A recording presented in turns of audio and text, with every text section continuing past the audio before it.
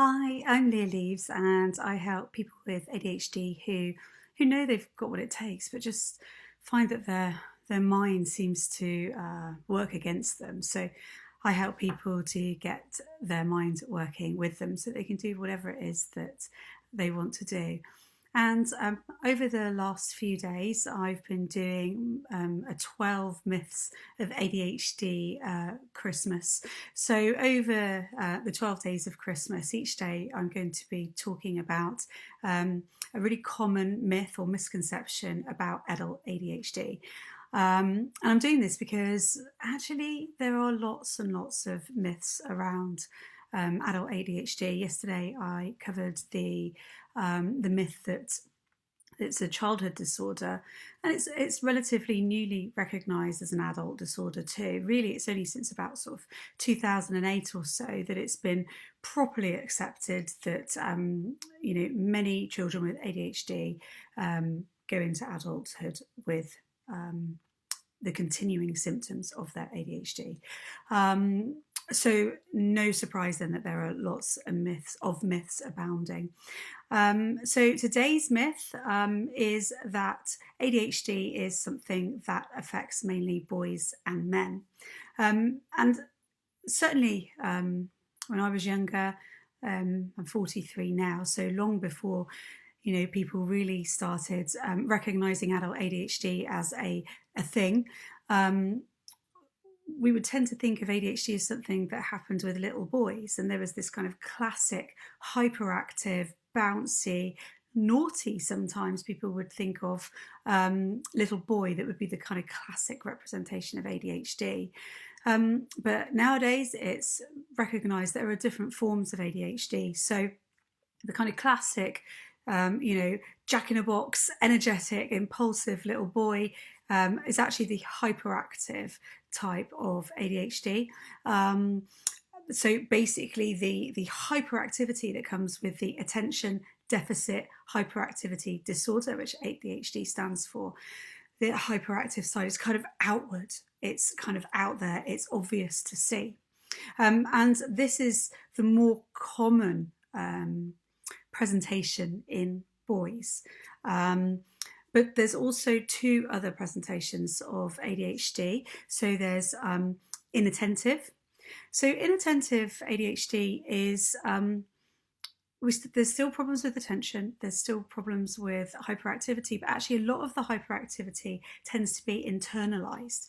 So in terms of thoughts, in terms of not being able to kind of maintain focus, not being able to kind of follow through a pattern of thought that leads you to a complex task, so being distracted really, really easily. And classically, the inattentive ADHD tends to be most common in girls and women, which means that, at school, young girls who have the inattentive form of ADHD go under the radar, and that was certainly the case for me.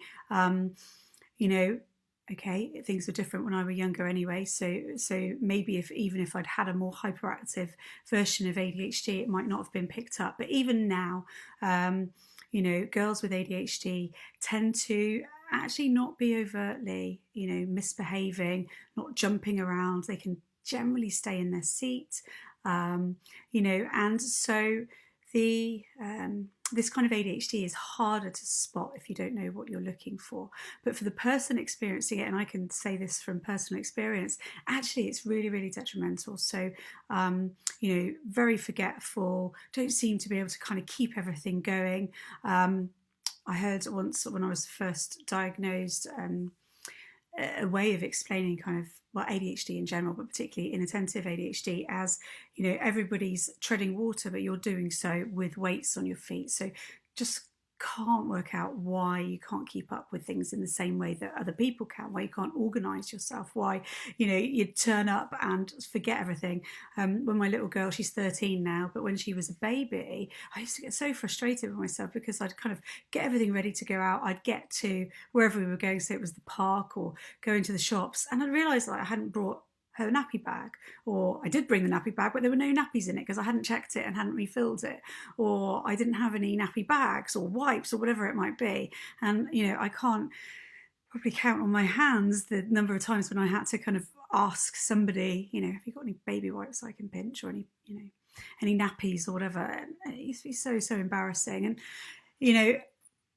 so going off on one then about my ADHD, but basically, so the inattentive type is much harder to spot, and it tends to be in girls. Now, the third type of ADHD is the combined type. So someone who has the combined type of ADHD will tend to experience both of so the very outward hyperactivity and the very inward hyperactivity. I should say as well, when we're talking about the inward hyperactivity, it's not just about kind of forgetting things and attention. Actually, people with ADHD, particularly the inattentive and combined types, tend to worry an awful lot too.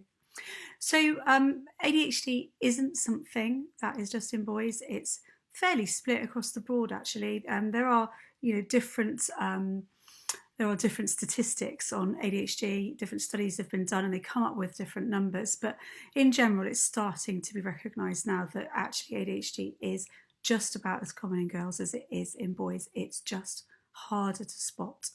The other reasons I should say is that girls tend to be better mimics. So we tend to be better socially anyway. We tend to be better at kind of covering up what's going on, suppressing our impulses, and just kind of finding ways of fitting in and making it look like we're doing the same things, when kind of in the background everything's falling apart and the cost is huge. And so don't forget to join me tomorrow for myth number 4.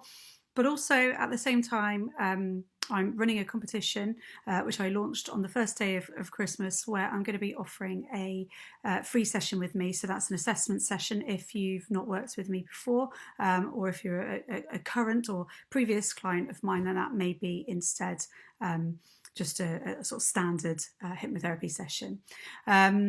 And it's a really straightforward competition. Just head over to Instagram and I'll put the link in the comments below. But basically, if you want to work with me to help kind of get your brain working alongside you so that you can be the very best version of you that you can possibly be, and to do whatever it is that you want to do, the way that most people begin that is by having an assessment consultation with me, because that means that we can meet. It's usually virtually online over video calling, unless you're local to me in Plymouth here in the UK, where we can do that face-to-face in my clinic rooms. And we will have a little chat about what it is that you want to achieve, what your particular struggles are, to help me form an understanding of how best to help you. So it gives us both the opportunity to decide whether we can work together, and I'll explain to you as best I can what the plan that I think would work best with you, what it would be, and the reasons why, so that you can make a really informed decision as to whether working with me is right for you. Now, if you're not lucky enough to win the competition, then it's covered by, which is free, of course, it's covered by my money back guarantee. So although the session is paid, actually, if we get to the end of the session and either you think, this isn't right for me, isn't working for me for whatever reason, or in fact, I don't think I can help you, then you get the session for free. So you only pay for that assessment consultation if it forms part of a bigger series of sessions, or a longer series of sessions working with me. So I hope that makes sense. If you've got any questions, please do drop them in the comments below, or you can visit my website at leahleaves.com, and I look forward to hearing from you. Take care. Bye.